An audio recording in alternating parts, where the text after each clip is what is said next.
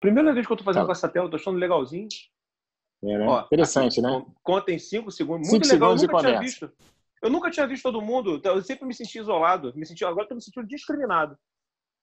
Mas Porque por os que, outros, Fabiano? porque eu ficava sozinho, eu não via ninguém. Agora que eu tô vendo todo mundo. O Que Matheus me ensinou carência é agora essa? isso.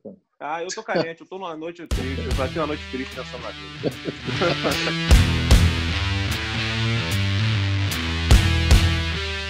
Fala, galera, Fabiano Luzes.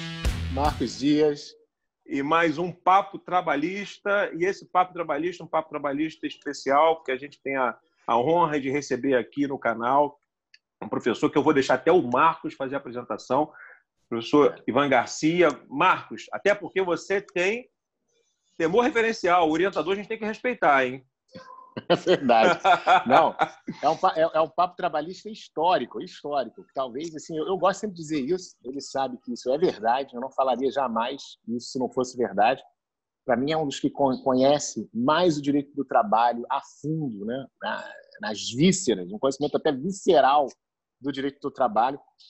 Um colega que eu conheço desde os bancos da faculdade, desde lá 17, 18 anos, nós estávamos juntos na Faculdade Nacional de Direito, né? Entramos juntos, não tivemos aula de direito do trabalho. A gente coloca Chico nessa conversa também, né? Vamos colocar Chico nessa conversa. Também, nosso querido Francisco Montenegro, um grande beijo para ele, era da mesma turma, era uma turma histórica lá da faculdade, grandes amigos, né? Não só do Instituto do Trabalho, como de outras instituições.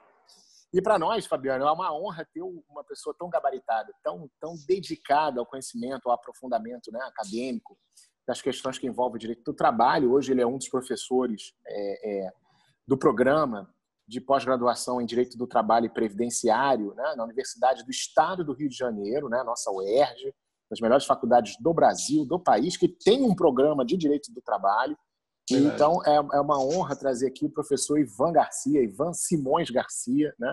Eu acho que é uma das cabeças mais brilhantes que a gente tem aqui no cenário brasileiro, quando a gente fala de direito do trabalho, também fala de direito constitucional, filosofia, teoria do direito. Cara, é fera, Fabiano. Então, o pessoal que está conosco aí assistindo, olha, não perde por esperar essa aula, né? Isso aí. De conhecimento, né? E, ao mesmo tempo, é um cara tão humilde, viu, Fabiano? Então, por isso que ele tem um perfil do papo trabalhista, né? Ele não deixa esse conhecimento todo subir a cabeça. Apesar de ter aquele velho defeito de torcer para aquele time da Cruz de Malta, que eu não vou dizer aí, qual começou, né? Ele. Esse é um defeito. Mas o que eu posso fazer? Todo mundo tem defeitos, né? Isso é inevitável, né?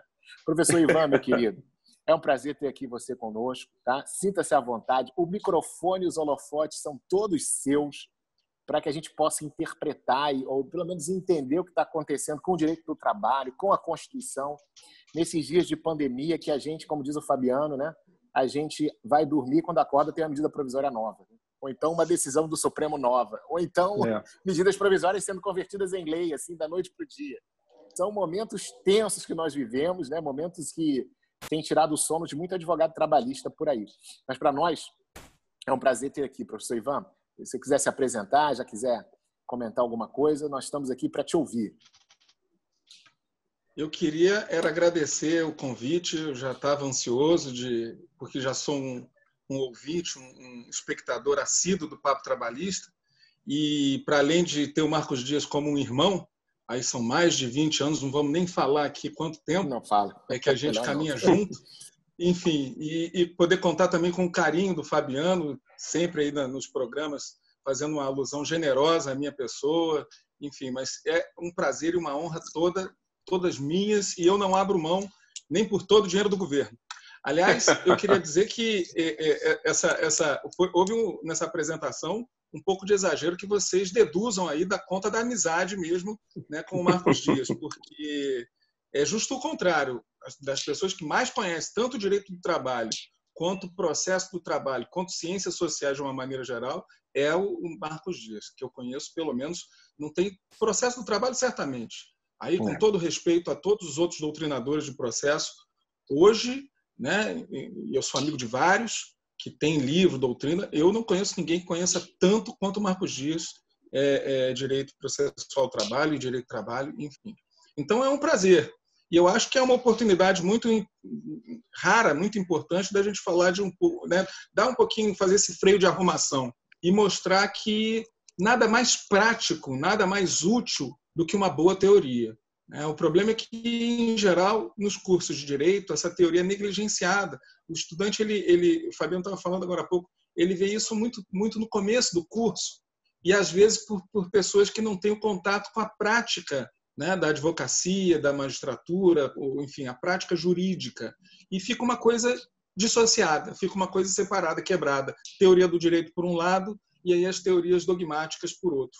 Então, o que eu acho que vale a pena fazer é tentar religar esses dois pontos, porque, de fato, cada vez mais a gente necessita desses conhecimentos e muitos dos problemas que a gente vivencia hoje é por conta dessa separação.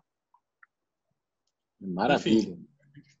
Eu acho importante, até aproveitando a deixa do Ivan, a minha formação original, por exemplo, é em ciências econômicas, né? Fiz economia, depois fiz mestrado em economia, acabei não terminando e agora fiz direito e depois de muito tempo refletindo sobre isso, aquele momento que a gente faz, eu ontem estava conversando com uma colega nossa, uma juíza nova do tribunal, existe aquele momento que você faz a sua autorreflexão. E aí, nesse momento, eu pensei assim, eu preciso voltar a estudar, mas eu preciso estudar algo que eu tenho uma carência pessoal, que era exatamente as ciências sociais.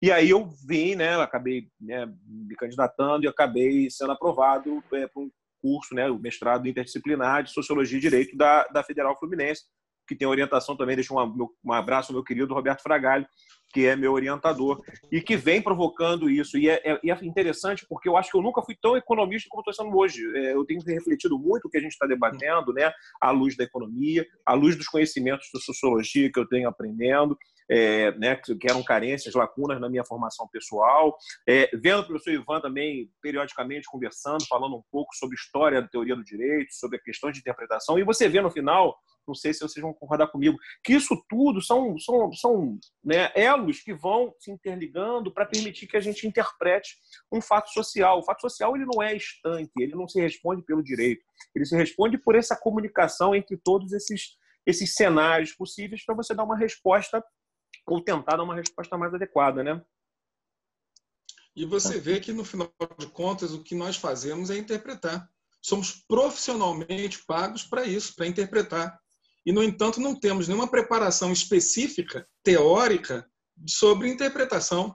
Os próprios concursos públicos, tanto para o Ministério Público quanto para a magistratura, exigem muito pouco de conhecimento de hermenêutica, até conhecimento prático, de você ter lá casos em que você precisa exercitar esses instrumentais, essas ferramentas.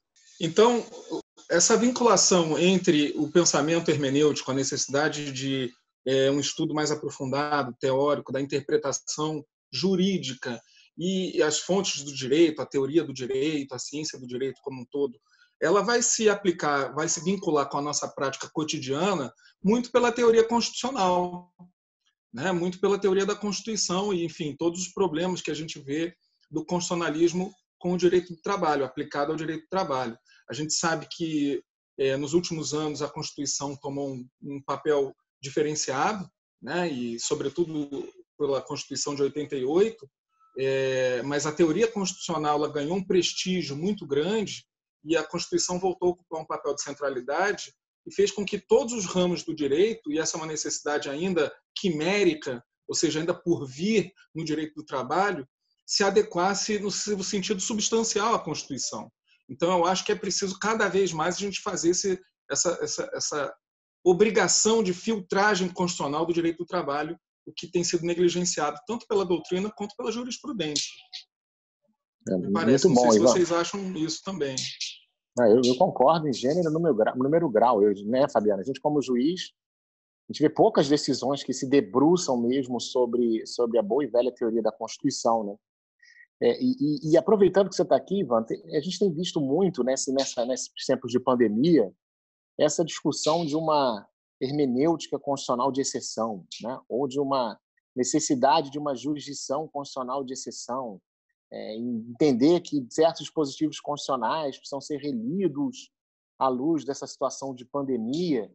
E a gente trouxe você aqui porque a gente sabe que queria saber mesmo a tua visão sobre isso, o que você pode nos falar sobre essa hipótese que tem sido levantada por muita gente boa por aí, né? Muita gente que tem até produção intelectual muito, muito relevante, Mas o que você acha dessa ideia de uma... Não, peraí, vamos interpretar a luz, né, fora da... Deixa eu falar de uma maneira mais... menos juridiquês, né? Fora das CNTP. Lembra lá da CNTP, do segundo grau, que a gente aprendia? Não, a Constituição foi feita em condições normais de temperatura e pressão. Agora nós estamos numa outra situação, então nós temos que repensar como interpretar esses dispositivos. O que você pensa sobre essa visão? Está muito forte por aí, a gente defendendo. É claro que a pandemia ela muda todo o cenário da realidade nossa, né? Acho que o nosso dia a dia todo vai ser modificado em virtude dessa pandemia e já vem sendo modificado por conta dela. Mas essa ideia da exceção, ela é anterior à pandemia. Já existia, os espanhóis falam muito disso, de um direito do trabalho de exceção, direito do trabalho de exceção, que na verdade vem ali na esteira das teorias, né, da austeridade, do neoliberalismo e da contenção da desregulamentação do direito do trabalho. Então, não é propriamente uma novidade esse imaginário de que a autonomia da vontade deve voltar a prevalecer com toda a força, inclusive com uma força maior do que no direito civil. Você nota que vem desde a reforma trabalhista, e esse é um movimento global, tá? Esse movimento de reformas da legislação do trabalho é global, que vem justamente na esteira desse direito do trabalho de exceção, e que está sendo oportunisticamente agora utilizado em virtude da pandemia. Mas essa ideia ela é anterior. E o que preconiza isso? A centralidade da autonomia individual de vontades. Percebam que, em termos teóricos, a autonomia de vontades individual ela data da primeira metade do século XIX, lá no direito civil. Mesmo no direito civil, essa teoria foi revista.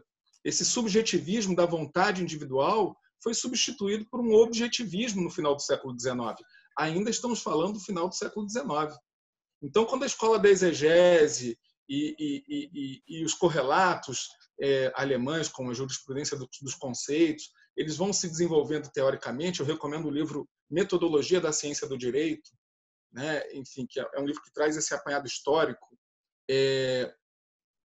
a respeito dessas teorias. Mas quando isso foi acontecendo no final do século XIX, o direito civil se reformulou para que, ao invés de termos a autonomia individual de vontade, passássemos a ter aí um espaço de uma esfera objetiva privada.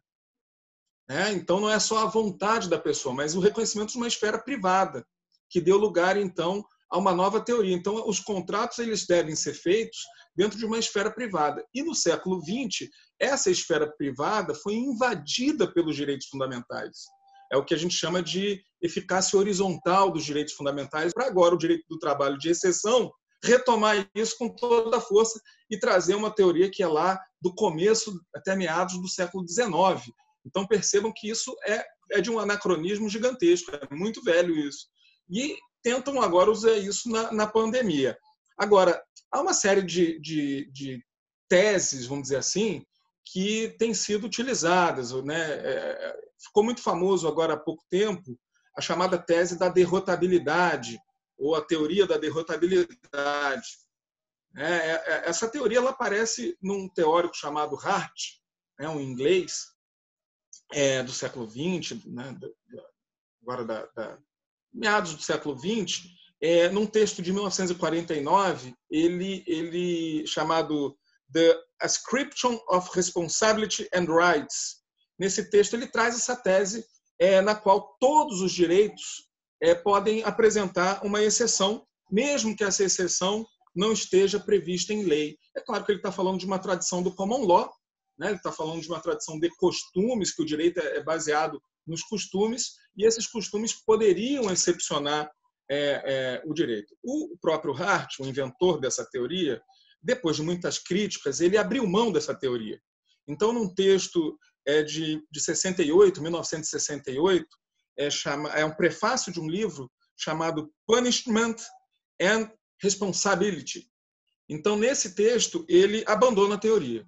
Mas muitos teóricos depois dele, sobretudo da escola analítica do direito, ou influenciados pela analítica, como o Neil McCormick, que foi um discípulo do Hart, ressuscitou essa teoria.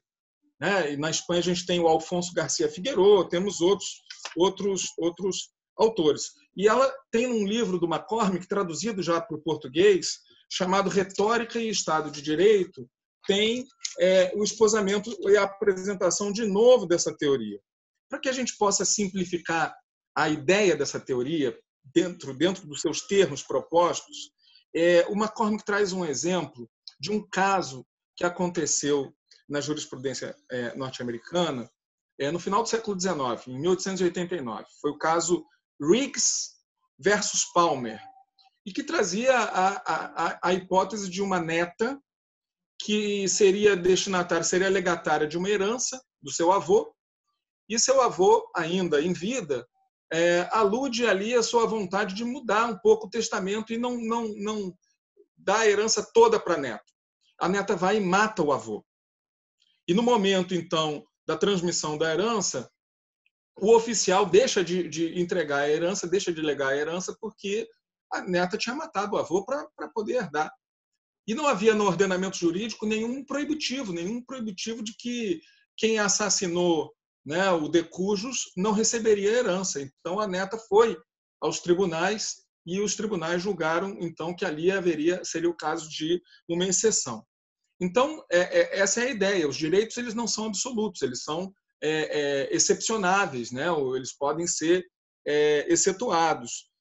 Mas para essa concepção, e é preciso que a gente entenda isso, e aí é o problema da importância da teoria, porque as pessoas falam de orelhada, mas não entendem o contexto da teoria, não entendem a linha de pensamento do autor.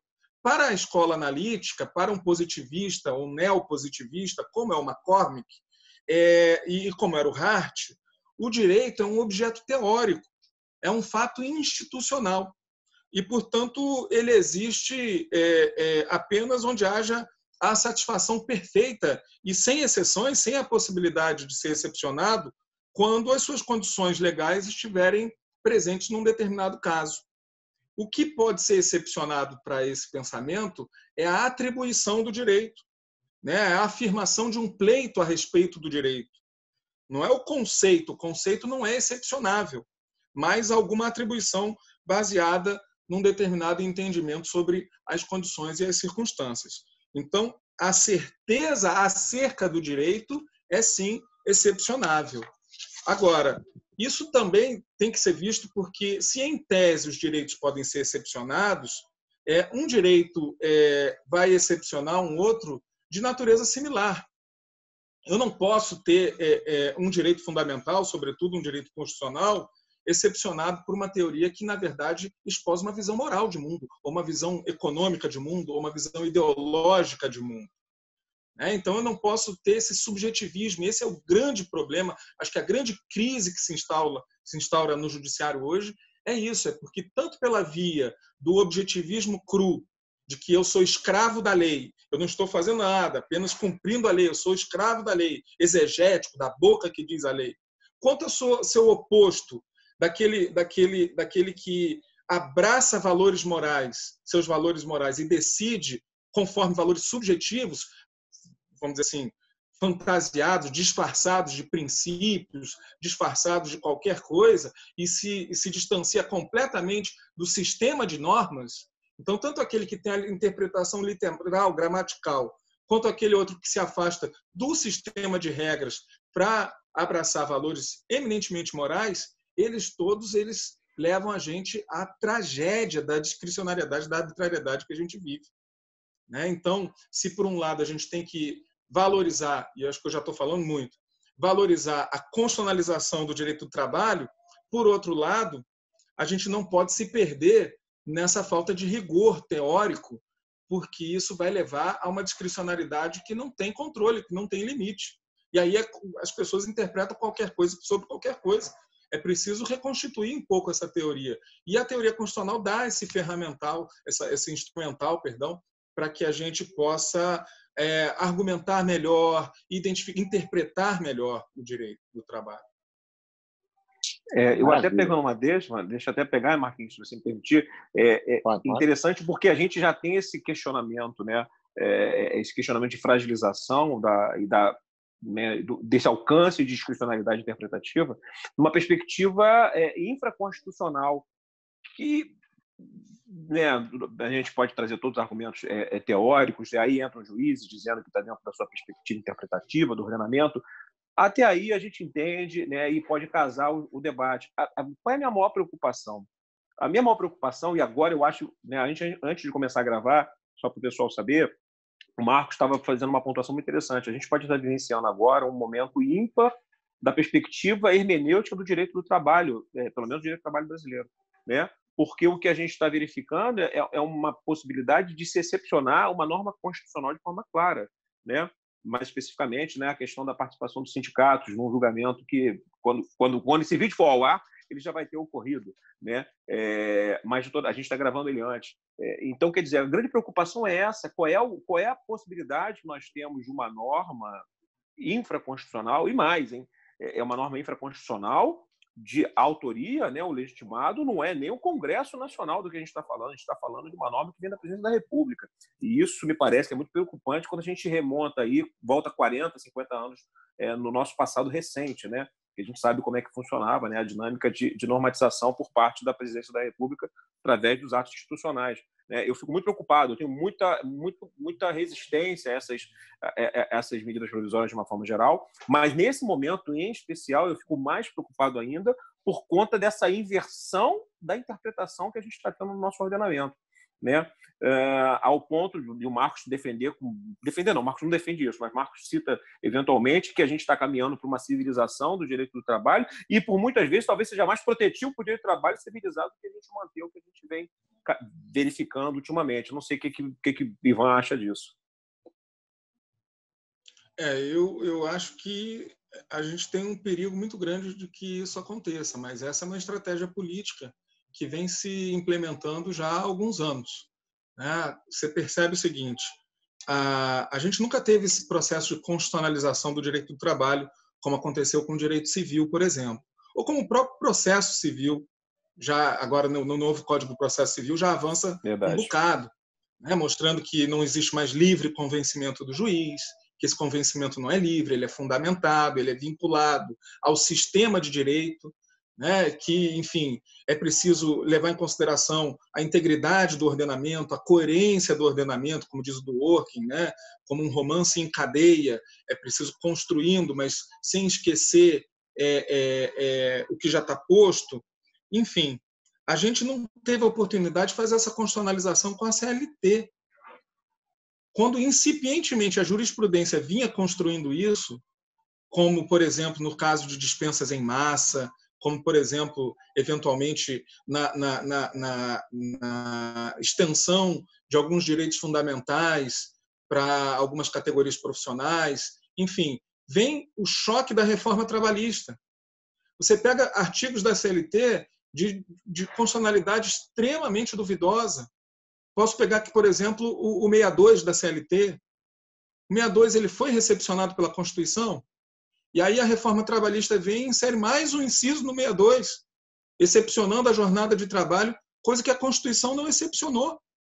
Nenhuma categoria profissional do direito à limitação da duração. E a gente, assim, o rei está nu, e a gente cumprimenta e elogia as vestes do rei, porque a jurisprudência inteira jamais falou palavra sobre a constitucionalidade do artigo 62, nem para trazer uma interpretação conforme a Constituição, para construir algum argumento que sustente a validade constitucional do 62. Mas isso é só um exemplo. Com a reforma trabalhista, isso veio uma avalanche, né, de violações frontais à Constituição. Então, é um momento de muita fragilidade constitucional que eu acho que a pandemia está sendo usada para que se viole, se solape mais ainda a Constituição. A gente precisa entender que é claro que os direitos fundamentais, os direitos constitucionais não são absolutos. Eles admitem uma certa relatividade, mas o ônus argumentativo para você construir isso é muito alto. Para você dizer que uma norma constitucional tem um limite, um direito fundamental tem um limite, você tem que construir isso. Há uma teoria dos limites dos direitos fundamentais. É preciso, né, apresentá-la. Há uma teoria interna de delimitação do âmbito, do programa, do texto da norma. Então, você vê ali o conteúdo do direito, você vê os contornos do próprio enunciado do texto da norma e ver qual é o que a gente chama de núcleo essencial ou a esfera de proteção daquela norma. Esses são os limites internos. E há uma teoria também diferenciada dos limites externos, ou seja, outros direitos que podem excepcionar o direito fundamental, quando a Constituição já não o faz. Como é o caso da nossa Constituição brasileira, faz isso em diversos direitos. Então, nesse caso, a gente tem que exercitar, né, a ponderação, tem que exercitar a teoria dos princípios. Então, se forem dois princípios em colisão, a gente tem que tratar da dimensão de peso. E esse é um exercício argumentativo que a gente vê negligenciado do Supremo Tribunal Federal até a vara do trabalho. Porque, de novo, a Constituição é uma desconhecida para a maioria de nós. E ela precisa hoje, como ela hoje é o símbolo de legitimidade, ela renova o direito na sua dimensão da legitimidade democrática, não aquela metafísica, não aquela de que você tem uma identidade com a legalidade, basta ser legal que já é legítimo. Não, você precisa reconstituir os processos históricos e os valores plasmados pelo Constituinte e pelos legisladores para poder afirmar esse direito. Então, Fabiano, te respondendo, eu acho que é um momento muito perigoso. E eu acho que a magistratura e a advocacia e o Ministério Público, os operadores do direito, têm um papel aí de encruzilhada, de decisão numa encruzilhada. Porque eu acho que é o primeiro passo para a derrocada completa do Estado de Direito e você tem, para além disso, apenas o caos. Eu não quero ser profeta do apocalipse, não, mas quando a gente, vamos dizer assim, negligencia direitos fundamentais e garantias neste nível, num país que já não respeita direitos fundamentais, em que já no âmbito da sociedade eles são tão negligenciados, então quando as instituições abrem mão de usar ou de defender, de proteger os direitos fundamentais, sendo ela a última barreira de proteção dos direitos fundamentais, então acabou. E aí as próprias instituições estão em risco. Elas mesmas se colocam em risco e em xeque. Maravilha, hein? Não, Fabiano? Isso aí, gente. Uma aula, beleza, né, gente? Eu concordo, assim, assina embaixo. Eu estou muito preocupado também. A gente vem discutindo isso, né, Fabiano? Muito. Ao largo de tudo que está sendo escrito, que está sendo pensado. Isso ameaça, como o Ivan falou, ameaça institucional para a gente na própria Justiça do Trabalho, né? Porque realmente a Constituição continua... É um tiro no pé, né? Exatamente. Verdade. A Constituição continua sendo extremamente desconhecida. Eu me lembro que uma vez eu fiz uma argumentação sobre o artigo 461, lembra, da equiparação salarial, dizendo que ele era inconstitucional, que não fazia sentido, municípios diferentes, requisitos assim completamente contrários à isonomia básica que está lá na Constituição. Nossa, eu saí da sala tendo até mais cético ainda, porque as pessoas simplesmente não queriam nem argumentar, Ivan. Nem argumentar, não, mas é o 461, mas é a súmula tal. Quer dizer, a partir de uma perspectiva constitucional, não quiseram nem argumentar, entendeu? E eu fiquei bastante cético nesse ponto. Não, eu trouxe uma interpretação, por exemplo, na alteração do artigo 461, quando muda de estabelecimento para nomenclatura estabelecimento, eu perguntei em sala uma vez, mas o que é estabelecimento? Aí todo mundo responde o óbvio, né? O local físico. Aí vai no Código Civil e você vai verificar que isso é um fundo de comércio. Se é o fundo de comércio, ele está alargando a possibilidade de equiparação salarial para todo o Brasil. Sabe? Aí as pessoas já ficaram assim, não, mas não é isso. Eu defendo isso. Não, peraí. Eu estou utilizando o que está na lei e quem disciplina o que é estabelecimento é o Código Civil, né? Agora, se vai ser essa a interpretação ou não, aí é o que a gente está conversando aqui agora, né? Qual é essa interpretação? Claro que cabe ao juiz, no primeiro momento, fazer isso. Mas, fundamentalmente, e aí o nosso público tem muitos advogados, cumpre ao advogado também construir esse tipo de tese, né? E é isso que eu sempre brigo com meus alunos. Eu falo, gente, eu sei que vocês gostam de norma, você pode aplicar isso no dia a dia. Na teoria eu não aplico, você balela. Pelo contrário, você aplica isso e nem sabe o que está fazendo. Você só precisa jogar um óleozinho nisso daí seu. Você precisa só calibrar a sua interpretação. Esse é o X da questão. O Marcos deu o exemplo do 461 e eu acho que o 461 ele é muito simbólico. Por quê? Porque o que acontece aqui é um expediente onde há um modus operandi do sentido comum teórico que os juristas têm. E aí advogados, juízes, todos estão no mesmo barco, que é você interpretar a Constituição com os olhos, com as lentes dadas pela lei. É o inverso. Em vez de você interpretar a lei com as lentes dadas pela Constituição, você cria o inverso. E o expediente ele ainda é, vamos dizer assim, tem um grau de perversidade. Porque os juízes acabam e os operadores acabam sendo adestrados como aquele tapume que se bota no cavalo para ele não enxergar o que tem no lado, para ele sempre repetir o mesmo movimento e reto.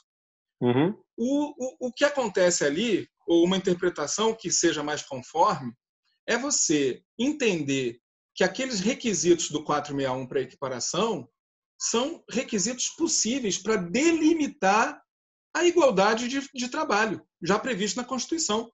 Porque qual é a norma? Para todo trabalho igual, salário igual. Essa é a norma, e a norma constitucional. Agora, como é que eu vou verificar na prática se o trabalho é igual? A lei te dá alguns parâmetros, que não são todos os parâmetros. Né? E não é preciso que todos aqueles estejam presentes no caso, se você tem outros que fazem você reconhecer que, de fato, o trabalho era igual, fazendo merecer o salário igual. Mas o que acontece é que a jurisprudência, ao longo do tempo, fez com que a equiparação só fosse dada quando você preenchesse aquele checklist. Então, se todos os requisitos fossem cumpridos, tem equiparação. Se falta algum, não tem equiparação. Se tem outros fora daqueles, não me interessa, porque só me interessa aqueles do checklist. Verdade. E o que a reforma trabalhista fez? Sabedora dessa redução hermenêutica que os juízes foram submetidos, ela mudou os critérios. Bastou para ela mudar os parâmetros. Verdade. Então ela aumentou esse sarrafo, trazendo mais critérios, dificultando muito mais a equiparação salarial, e a Constituição continua incólume. Eu não precisava do 461, esse problema se resolve de forma fácil. Basta pegar a Constituição, artigo 7º, inciso 20, inciso 30. Está lá para todo trabalho igual, salário igual. Agora, como o juiz vai aplicar? Porque as pessoas não sabem que existe uma Constituição, que ela tem força normativa e que ela é garantista, ela é dirigente. Esse é o problema teórico que tem resultado prático. Exato. Então, esse é um problema. O problema de você reduzir o campo de visão do juiz. O outro problema, se me permitem, é o problema de expandir demais. Então, foi uma distorção das teorias pós-positivistas. Aqui no Brasil, a gente misturou teoria dos valores com teoria da argumentação, que são duas teorias alemãs opostas, uma para brigar com a outra, uma para limitar a outra. A gente pega tudo, bota tudo no mesmo balaio, mistura e faz qualquer coisa sobre qualquer coisa. Então, os princípios, como passaram a gozar de algum prestígio, fizeram com que as pessoas passassem a fundamentar seus pedidos e as suas decisões em princípios, porque é bonito falar de princípios e cada dia se cria um princípio novo. É o chamado panprincipiologismo. Eu recomendo que vocês vejam Lênio Streck, que ele, quando fala de ativismo judicial, ele explica muito bem isso. Pois bem, aqui no direito do trabalho, por exemplo, a gente pega aqui o artigo 8º, trazido com a modificação da reforma, e se traz aqui o princípio da intervenção mínima na autonomia da vontade coletiva. O princípio da intervenção mínima. Isso já suporia, a despeito de ser um texto aberto, né, a indagação do que é a intervenção mínima. Mínima para quem? Para o Fabiano, que é keynesiano, o mínimo é 1. Para o Marcos Dias, que é um liberal, a intervenção mínima do Estado é outra. Enfim, então, me diga qual a sua visão econômica ou visão de Estado, que eu te direi qual é a intervenção mínima, que já gera um subjetivismo desaconselhável. Mas, para além disso, cria-se princípio dentro de uma estratégia nominalista. Você diz abracadabra e cria-se um princípio. E, assim como a gente tem visto muitos doutrinadores do direito do trabalho dizendo que alguns princípios acabaram. O princípio da norma mais favorável acabou, o princípio da proteção foi mitigado, criam-se esferas de exceção, enfim. E as coisas não funcionam assim. Princípios não são revogados por regras. Princípios, eles na verdade, eles representam um processo histórico em que valores são plasmados e, politicamente, eles aparecem nas normas jurídicas, através de um processo político. Então, esses valores aparecem. Princípios, então, são valores compartilhados pela sociedade. Obviamente que, numa sociedade plural, esses valores são contraditórios, então poderá haver colisão entre princípios, sim, ok. Mas esses princípios eles não caíram do nada. Eles não vieram de uma definição imposta por quem quer que seja. nem pelo legislador, nem mesmo pelo intérprete, muito menos pelo intérprete, eu diria. Então, o que a gente tem que realmente prestar atenção é que, para um princípio ser revogado, eu preciso de uma mudança social muito profunda e histórica. E como é que o jurista vai identificar isso se ele não é sociólogo, como o professor Marcos Dias é? Como é que ele vai identificar essas mudanças? Quando a mudança na ordem jurídica, e aí, sobretudo, na ordem jurídica constitucional, for bastante para não se reconhecer mais nenhum traço daquele valor no ordenamento posto. Eu lido com ordem jurídica, eu sou jurista, certo? Eu pretendo, sou um profissional do direito. Então, eu não tenho que ficar reconhecendo os processos sociais a princípio. É bom que a gente reconheça. Na verdade, só vai entender isso de forma mais completa se a gente reconhecer. Mas princípios não dão em árvores. A gente não pode criar princípios. Não pode julgar, porque aí você vai ter, de novo, o problema da discricionariedade, da arbitrariedade e da violação da Constituição. Desculpa se eu me estendi demais. Nada, assim, quando eu vejo... Ficamos aqui só sorvendo, né? Quando eu vejo o Matheus colocando... Matheus, vou falar de você, hein? O Matheus colocando aqui embaixo. Estouramos o tempo. Eu chego, Matheus, assim, não dá para parar. Não dá, é muita riqueza. Quando você está ouvindo uma aula, né? E quando você está ouvindo uma aula de um professor brilhante, a gente tem que ouvir, não tem jeito. É assim que você tem que aprender. Eu não posso sonegar do ouvinte, né? Da pessoa que acompanha o Papo Trabalhista, uma aula como essa, que para uma pessoa brilhante ter acesso, assim, tá lá na UES, tem que fazer uma prova difícil. A gente está conseguindo essa aula de graça. E vou estar aqui gastando o tempo dele, doando o tempo dele para a comunidade jurídica. Quando você assistir uma aula brilhante como essa, você tem que fazer um processo seletivo muito difícil para ser habilitado no mestrado e doutorado na UERJ. E eu só tenho a agradecer, mas eu queria ter mais 40 minutos, 50 minutos para ouvir mais. Eu acho que a gente precisa marcar um outro dia, né? Se você puder, depois o Marcos conversa contigo. Mas eu agradeço demais aqui pelo Papo Trabalhista. Já era um prazer enorme te acompanhar. Lhe conhecer virtualmente também e eu já tinha falado com o Marcos, pretendo dar um pulo lá no UERJ para, como a gente diz aqui, filar uma aula ou outra sua.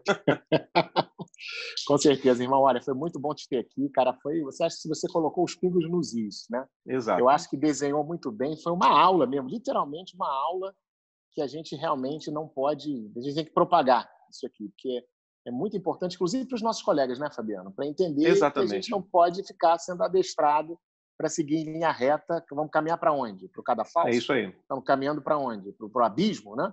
Então, a gente tem que romper essas amarras, e só a hermenêutica boa, né? Boa teoria do direito vai nos dar esse cabedal para isso.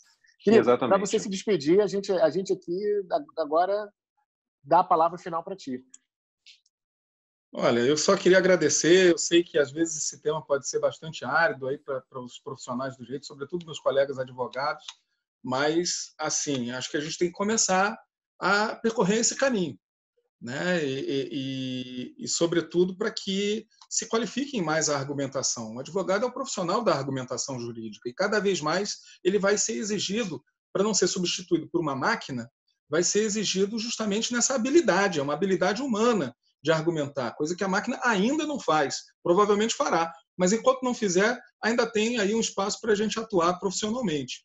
E os juízes também, né? Se continuar fazendo esse recorta e cola, dizendo qualquer coisa sobre qualquer coisa, rapidinho vão ser substituídos também por máquinas, antes do fim das instituições. Mas, se parece um pouco árido, a gente pode, eventualmente, ter aí em outras oportunidades a tarefa de tratar, desse ponto de vista do contexto, de algum ponto específico do direito do trabalho, de alguma decisão específica, de alguma norma jurídica específica. A gente pode fazer essa análise. Acho que, nesse primeiro momento, foi apresentar isso de forma panorâmica, com os principais problemas que a gente vivencia, mas o ideal é que a gente faça isso pontualmente, para que isso esteja mais visível para as pessoas no seu dia a dia. Mas, de qualquer maneira, assim, eu só agradeço. Eu acho que a UERJ está à disposição, lá a pós-graduação, mestrado, doutorado, mas também a gente tem uma pós-lato sensu, em que a gente faz essa mediação entre a teoria do mestrado e doutorado com o dia a dia da prática. Então, é o CEPED. Eu tenho feito lives também lá. Eu devo comentar a decisão da inconstitucionalidade da medida provisória 936 lá, na sexta-feira. CEPED, UERJ, tudo junto, OFIC, CEPED UERJ OFIC, de oficial, CEPED UERJ OFIC, vocês lá têm lives, enfim, também no Ivan Simões Garcia também vocês me encontram, e me encontram através do Marcos Dias também, enfim, a gente está sempre junto, para minha honra, para meu prazer, para minha satisfação. Então, foi realmente uma alegria estar com vocês aqui. Eu estou à disposição de vocês para quando for necessário. Tá certo. Obrigado por mais uma vez, né, Marquinhos? E como sempre a gente fala, né, Marquinhos? Isso aí, conversando, a gente se entende. Um abraço, gente. Tudo de bom. Um abração.